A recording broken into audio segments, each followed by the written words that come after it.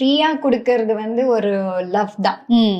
அந்த ஃப்ரீயா குடுக்குற அன்பு கூட வந்து அதுல ஒரு ஈகோ அண்ட் ம். நான் தான் முதல்லன்ற காம்படிஷன், ஸோ நெறைய எக்ஸ்பெக்டேஷன்ஸோட பழகுற விஷயங்கள், ஓகே. இதெல்லாமே எனக்கு ஃபுல்லா சுத்தி எனக்கு இப்படிதான் இருந்தது.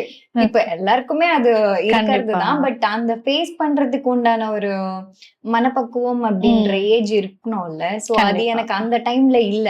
So okay. அதுக்கப்புறம் தான் நான் கத்துக்கிட்டேன். சோ அந்த மாதிரி டைம்ல தான் எனக்கு இந்த ஸ்பிரிச்சுவல் கனெக்ட் ஆச்சு. ஓகே.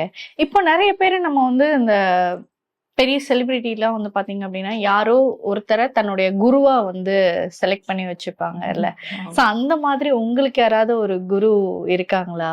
இருக்காரு. ஓகே. யார் பட் அவரு? சொல்லக்கூடாது. ரொம்ப சீக்ரெட் ஆக்சுவலி. சொல்ல மாட்டேன் நான். ஏதாவது ஒரு சின்ன ஹிண்ட் சின்ன எங்களுக்காக? ஹிண்ட் அப்படின்னா மாயா.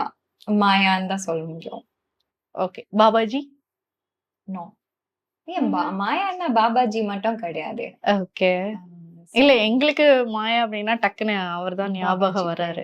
நெறைய பேர் இருக்காங்க. ஓகே. பட் இவர் வந்து ம். இவரும் அந்த ஆன்மீகம்ல இப்ப இங்க தான் இருக்காங்க.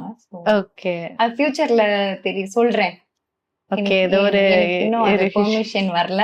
ஓகே. வந்ததுக்கு அப்புறம் சொல்றேன்.